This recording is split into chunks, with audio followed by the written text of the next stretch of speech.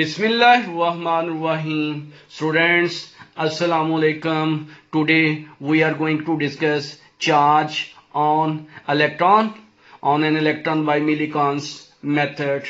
In 1909, Robert Andrew Millikan and Harvey Fletchers, ये दो scientist हैं बेटा जिन्होंने मिलकर काम किया, लेकिन ऑन रिकॉर्ड एक ही का नाम आ रहा है. उन्होंने क्या किया जी, इन 1909 में devise a technique for precise measurement of charge on an electron. He was awarded Nobel prize for his experiment in 1923. Experiment में बेटा ऑपरेटर्स कौन सा इस्तेमाल हुआ है देखते हैं जी. ये आपके पास वैक्यूम चैम्बर है बेटा, चैम्बर कह देते हैं कमरे को, और इसके इनसाइड एक्चुअली दो ये पैरेलल प्लेट्स हैं. ये बात पहले भी हुई थी कि ये आपके पास एक रेक्टेंगल शेप है, लेकिन अगर दूर से अगर इस रेक्टेंगल शेप को बेटा ऐसे दिखाया जाए तो आपको ये रेक्टेंगल नहीं बनती, बल्कि ये एक स्ट्रेट लाइन बनती है. ऐसे ही आप ये कह लें कि आपके पास ये दो पैरेलल प्लेट्स हैं, एक का नाम पी रखा है और एक का नाम पी डैश रखा है. जो ऊपर वाली प्लेट है उसके ऊपर एक छोटा सा सुराख है. Two parallel plates P dash place inside a container. सी कंटेनर का क्या फंक्शन है, to avoid disturbance due to air current. Air current बेटा क्या होता है, what is air current? Air current are concentrated areas of a winds. They are mainly due to difference in pressure or temperature. दोनों plates के दरमियान जो separation है उसको हम स्मॉल डी से रिप्रेजेंट करते हैं. The separation between the plates is small D. Upper plate P has a small hole H. The voltage V is applied to plate due to which electric field is set up between the plates. ये दोनों plates के दरमियान बेटा potential difference apply करते हैं. ये एक plate को बैटरी के पॉजिटिव टर्मिनल के साथ कनेक्ट करते हैं, दूसरी को बैटरी के नेगेटिव के साथ कनेक्ट करते हैं, और एक प्लेट के ऊपर पॉजिटिव चार्ज आ जाता है और दूसरी प्लेट के ऊपर नेगेटिव चार्ज आ जाता है. अब क्योंकि ये अपोजिटली चार्ज पैरेलल प्लेट्स बनती हैं, और ये बात हम पहले डिस्कस कर चुके हैं कि E जो है वो इक्वल होता है किसके, minus delta V over delta R. In this case वो कहता है E किसके इक्वल है, V ओवर D. यहाँ पर नेगेटिव साइन है लेकिन यहाँ पर नेगेटिव साइन नहीं लिखा. क्यों नहीं लिखा बेटा, कहता है मैग्नीट्यूड ऑफ दिस फील्ड. आपको पता है जब मैग्नीट्यूड की बात होती है तो उस वक्त नेगेटिव साइन नहीं आ सकता. An atomiser is use for spring oil drops. ये आपके पास बेटा स्प्रे एटोमाइजर है. इसके इनसाइड क्या है, ऑयल है, और इसके साइड पर क्या लगा होता है, पंप लगा होता है. उसको प्रेस करने से यहां से ये वाला जो बारीक सा सुराख है, एक्सट्रीमली स्मॉल ड्रॉप्स हैं वो ऑयल के यहां पर इस कंटेनर के इनसाइड आ जाते हैं. जब ये एक्सट्रीमली स्मॉल ड्रॉप्स हैं वो कंटेनर के अंदर आते हैं तो यहां पर आप ये कह लें कि आपके पास जो नोजल है, नोजल की वाल्व्स और ऑयल्स के दरमियान फोर्स ऑफ फ्रिक्शन की वजह से उन ड्रॉप्स के ऊपर जो है वो क्या आ जाता है, चार्ज आ जाता है. And oil drop gets charge due to friction between walls of container and oil drops. These oil drops are very small. ये oil drops जो है वो extremely small होते हैं. आप ये कह लें कि बेटा बिल्कुल ऐसे जैसे आप परफ्यूम के बटन को ऊपर वाली नोजल को प्रेस करते हैं तो उसमें से extremely small drops जो हैं वो बाहर आते हैं. इसी तरह के drops जो हैं वो इनके ऊपर होते हैं. Some of these drops can pass through the hole H and their path of motion can be observed by means of illumination produced by a source light as focus on a lens L, and microscope M is used to observe the motion of the drops. क्या कहा बेटा, सुना ही रहा. वो कहता है यहां से जो एक्सट्रीमली स्मॉल ड्रॉप्स हैं वो बाहर आते हैं और उसमें से कुछ ड्रॉप्स जो हैं वो इस होल के थ्रू दोनों पैरेलल प्लेट्स के दरमियान आ जाते हैं. हमें कैसे पता चलता है यहाँ पर ड्रॉप्स हैं या नहीं है, ये तो एक्सट्रीमली स्मॉल ड्रॉप्स हैं, सिंपल आंख से इनको हम व्यू नहीं कर सकते. देखें, याद रखते हैं जब भी आप किसी भी चीज को व्यू करना चाहते हैं वो साइज में छोटी है या बड़ी है, उसके लिए बेसिक फैक्टर लाइट ही है. तो यहां पर बेटा ये लाइट सोर्स है. और ये कन्वेक्स लेंस है। कन्वेक्स लेंस को हम कन्वर्जिंग लेंस भी कह देते हैं, क्योंकि ये रेज ऑफ लाइट को क्या करता है, फोकस करता है, इकट्ठा करता है। यहां पर ड्रॉप्स वो आते हैं तो यहां पर ये रेज ऑफ लाइट जो है वो क्या करती है, कंसंट्रेटेड होकर उनके ऊपर पड़ती है। तो वो जो ड्रॉप्स हैं हम व्यू करते हैं, लेकिन फिर भी हम सिंपल आंख से उनको व्यू नहीं कर सकते। एम का मतलब ये है कि इसके साइड पर माइक्रोस्कोप लगी हुई है।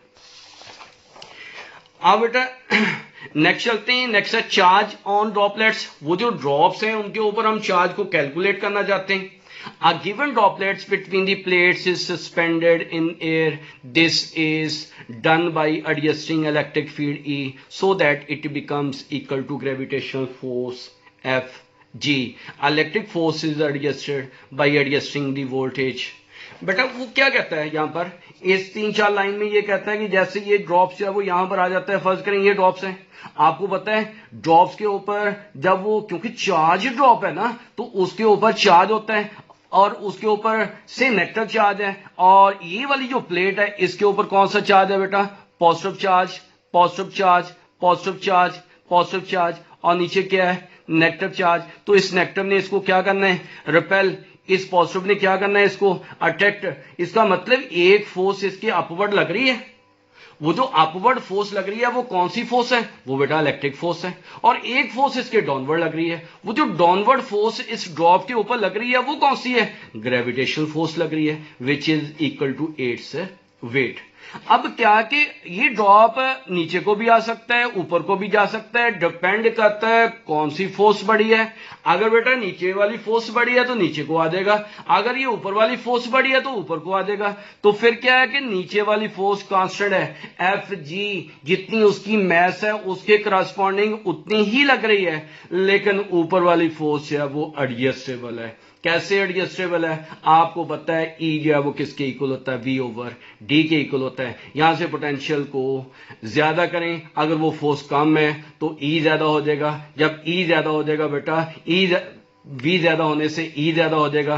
जब ई ज्यादा हो जाएगा तो इलेक्ट्रिक फोर्स भी ज्यादा हो जाएगी, यानी ऊपर वाली फोर्स क्या हो जाएगी, ज्यादा हो जाएगी। आपने कितनी ज्यादा करनी है बेटा, आपने इतनी ज्यादा करनी है कि वो एफ ई जो है वो किसके इक्वल हो जाए, एफ जी के इक्वल हो जाए। जब एफ ई एफ जी के इक्वल हो जाएगी, इनकी वैल्यू पुट करते हैं। एफ ई किसके इक्वल है, ई क्यू। एफ जी किसके इक्वल है, एम जी के। V is the voltage between the plates when the droplet is suspended, then E is equal to V over D। E की value यहां पर put करते हैं और ये D ऊपर चला गया, ये V नीचे आ गया, तो Q किसके इक्वल आ गया, Q आपके पास आ गया बेटा mgd ओवर V के इक्वल आ गया। अब क्या कि यहां पर चार्ज को कैलकुलेट कर सकते हैं। अब चार्ज को कैलकुलेट करने के लिए आपको क्या चाहिए, 1 2 3 4 फैक्टर चाहिए। D से मुराद क्या है, प्लेट्स के दरमियान सेपरेशन कितनी है, डिस्टेंस कितना है। V से मुराद क्या है, यहां पर पोटेंशियल डिफरेंस कितना अप्लाई किया है। G से मुराद क्या है, एक्सेलरेशन ड्यू टू ग्रेविटी। इसका मतलब ये तीनों फैक्टर का पता है। अगर आपके पास M का पता हो तो आप चार्ज को कैलकुलेट कर सकते हैं। तो फिर नेक्स्ट क्या है, मैस ऑफ ड्रॉपलेट। M से मुराद क्या है, mass of droplet. In order to determine mass of droplet, electric field between the plates is switch off. अब वो कह रहा है कि अगर आप ये चाहते हैं कि m को कैलकुलेट करना, तो फिर आप ये करें कि यहां से जो v को अप्लाई किया है इसको आप क्रॉस कर दें, डिस्कनेक्ट कर दें। और जैसे ही आप V को क्रॉस करेंगे, इसका मतलब यहां पर जो इलेक्ट्रिक फोर्स लग रही है वो खत्म हो जाएगी। ऊपर वाली फोर्स खत्म होने से बेटा एफ जी एक फोर्स रह जाएगी, इसी फोर्स के तहत वो नीचे को आना शुरू हो जाएगा। फिर क्या होगा बेटा, इट अटेन्स टर्मिनल वेलोसिटी। और आपको ये पता होना चाहिए जैसे ये नीचे को मूव करेगा ऑटोमेटिकली एक और फोर्स है वो वहां पर प्रोड्यूस हो जाएगी। वो कौन सी फोर्स है, वो एफ डी है। वो एफ डी किसके इक्वल है, 6 pi eta r v t according to Stokes law. अब यहां पर वीटी से मुराद टर्मिनल वेलोसिटी है। अब क्या है कि ड्रॉप का मैस बहुत ही कम है, जैसे थोड़ा सा ये नीचे आता है बेटा, उसकी अब ये वेलोसिटी जो है वो मैक्सिमम हो जाती है। Maximum and constant velocity of an object falling vertically downward under the action of gravity is known as terminal velocity. अब यहां पर जैसे ये टर्मिनल वेलोसिटी होती है, जैसे ये मैक्सिमम होती है, ये फोर्स मैक्सिमम हो जाती है। ऊपर वाली फोर्स मैक्सिमम होने से क्या होता है, जब ये ऊपर वाली फोर्स मैक्सिमम होती है उस वक्त ये फोर्स W के आपस में क्या हो जाती हैं, इक्वल हो जाती हैं। तो फिर बेटा आपके पास W किसके इक्वल आ गया, FD। W का मतलब क्या है mg, FD का मतलब क्या है 6 पाई ईटा R V। तो यहां से m को कैलकुलेट करना चाहते हैं तो क्या आ गया आपके पास 6 पाई ईटा R V T। अब यहां से m को कैलकुलेट करने के लिए आपको क्या चाहिए, 6 पाई कांस्टेंट है, ईटा कांस्टेंट है, g कांस्टेंट है, R और VT चाहिए। अगर R और V2 को कैलकुलेट कर लें आप बेटा, आप m को कैलकुलेट कर लेंगे, और जब आप m को कैलकुलेट कर लेंगे तो फिर आप चार्ज को कैलकुलेट कर सकते हैं।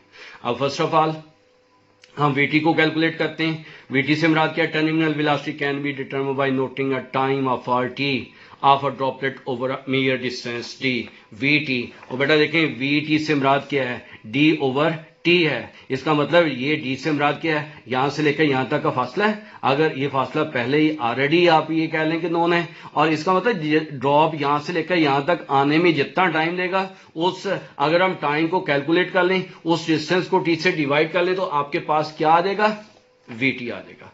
और क्या कैलकुलेट करना था, VT और साथ क्या है, R।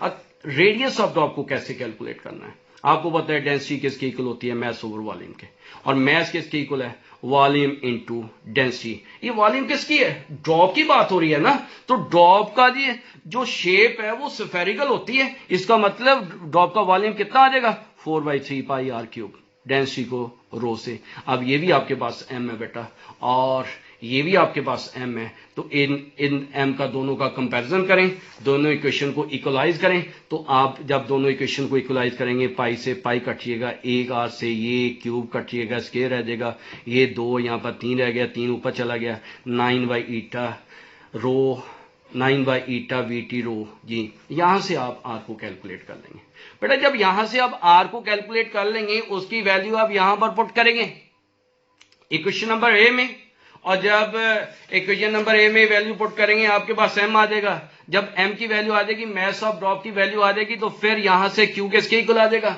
mg over D। यहां से आप चार्ज को कैलकुलेट कर सकते हैं बेटा। मिलीकांस ने एक ड्रॉप के ऊपर चार्ज को कैलकुलेट नहीं किया, उसने बहुत सारे ड्रॉप्स के ऊपर चार्ज को कैलकुलेट किया और बार बार कैलकुलेट किया, और उसने एक्सपेरिमेंटली मेजर किया कि जो सबसे कम चार्ज आ रहा था वो आ रहा था 1.6 × 10⁻⁻19 कूलम आ रहा था। और इस दफे ये कंसीडर हुआ कि इलेक्ट्रॉन के ऊपर जो चार्ज आता है वो 1.6 × 10⁻⁻19 कूलम आ रहा। बाकी जितने भी ड्रॉप्स थे सबके ऊपर चार्ज कितना आ रहा था, या तो उसका डबल आ रहा था, या उसका ट्रिपल आ रहा था, या उसका 4 टाइम आ रहा था, या उसका 5 टाइम आ रहा था, एंड सो ऑन। कहने का मतलब ये है कि बाकी ड्रॉप्स के ऊपर जो चार्ज आ रहा था वो उसका इंटीग्रल मल्टीपल आ रहा था।